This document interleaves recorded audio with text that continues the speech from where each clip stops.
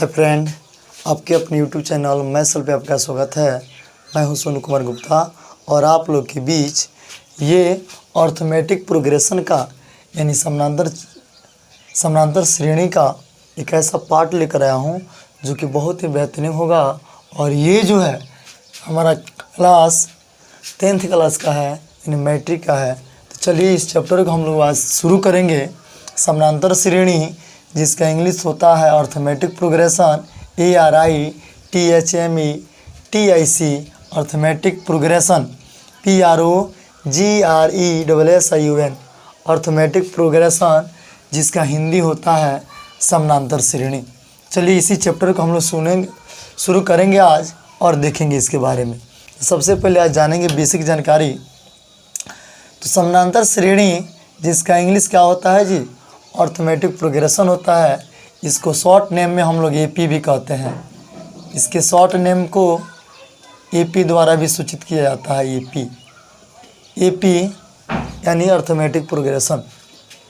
समानांतर श्रेणी इसका डिफिनीशन क्या होता है कि समानांतर श्रेणी संख्याओं की एक ऐसी सूची है जो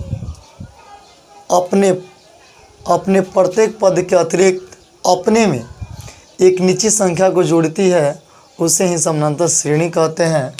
जैसे हम हुए और हमें एक ही संख्या जोड़े, निश्चित संख्या, जैसे 1 जोड़े तो 2 प्राप्त हुआ, 2 में 1 जोड़े तो 3 प्राप्त हुआ, और 3 में हम लोगों ने एक और जोड़े तो 4 प्राप्त हुआ। यही हमारा अर्थमेटिक प्रोग्रेशन है।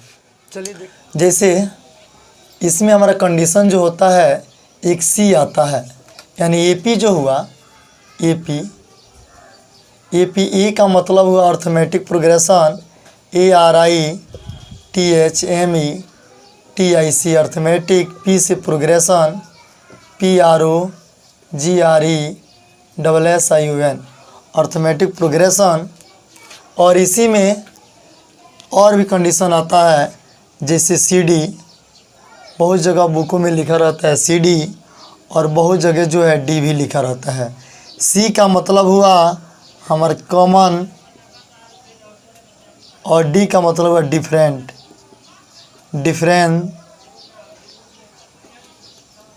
डिफरेंस D का मतलब यही होता है, जिसका हिंदी होता है सार्वयांतर। यानी सार्वयांतर का मतलब हुआ घटाव, एक समान ही संख्या उसमें से घटता रहता है, और इसका जो CD जो आता है एक समान आता है। हम लोग देखते हैं। चलिए एग्जाम्पल, AP सच दैट 0, -4, -8, -12 ... के प्रथम पद A तथा सार्वयांतर D क्या है। इस क्वेश्चन को हम लोग देखेंगे सॉल्यूशन। क्वेश्चन में कह रहा है AP सच दैट 0, -4, -8, -12 ... के प्रथम पद A तथा सार्वयांतर D क्या है, या इसको लिखिए। चलिए प्रथम पद जो होता है इसमें एक और कंडीशन हम छोड़ दिए हैं, उसको देख लिया जाए कि AP जो है AP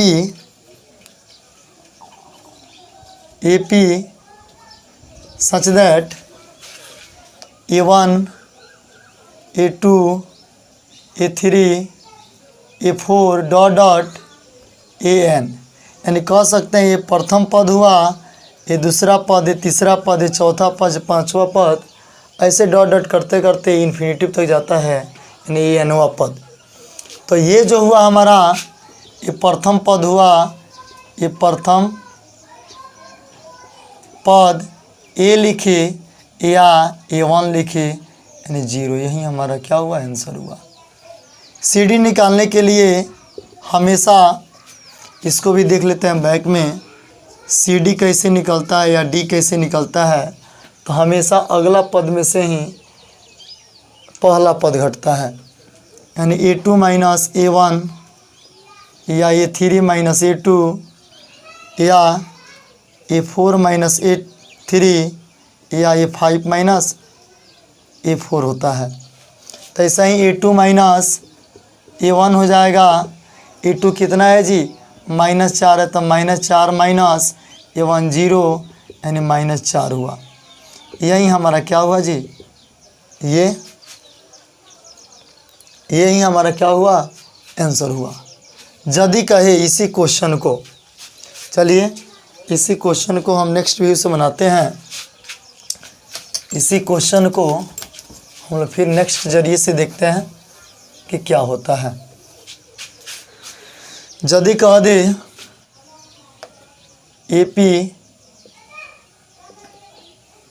AP such that 0, -4 -8 -12 -16 के प्रथम के अगले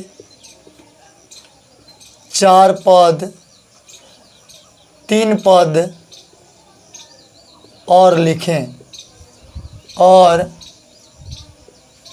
तो ये कैसे होगा सॉल्यूशन। तो सबसे पहले देखेंगे ये AP में है कि नहीं है। तो A1 = 0, इसीलिए CD = A2 minus A1। A2 कितना है, -4 -0 = -4। A2 = -4, इसीलिए CD = A2 minus A3 minus A2। तो A3 कितना है, -8 -4 -8 +4 यानी -4।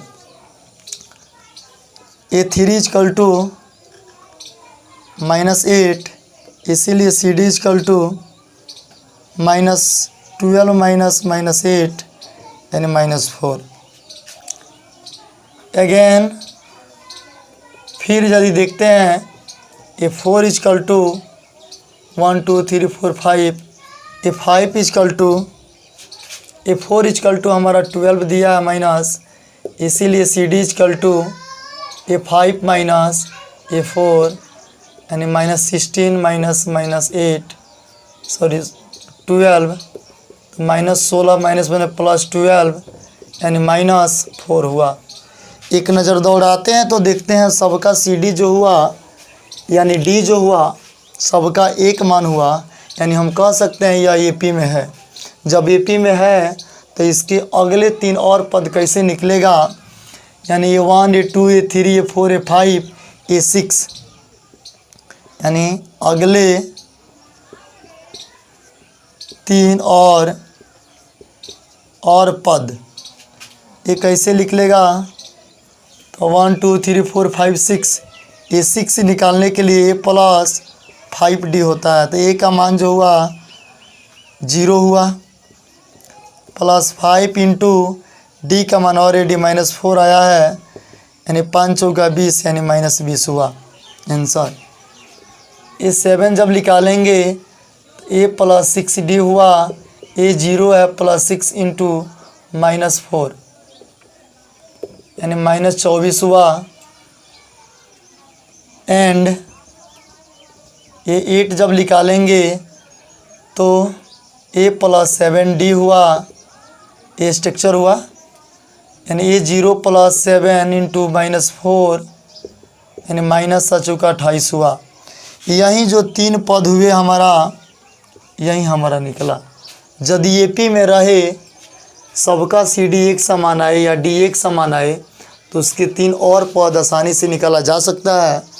लेकिन यदि CD या D एक समान ना आए तो उसका अगला पद हम लोग नहीं निकाल सकते, क्योंकि वो AP में है ही नहीं। तो चलिए, यदि ये वीडियो समझ में आया हो, आपके दिल तक छुआ हो, तो इस वीडियो को अधिक से अधिक शेयर कीजिए, लाइक कीजिए और सब्सक्राइब करना ना भूलें। Thank you. चलिए, तो नेक्स्ट वीडियो में फिर आगे हम लोग मिलेंगे और देखेंगे। तब तक के लिए थैंक यू।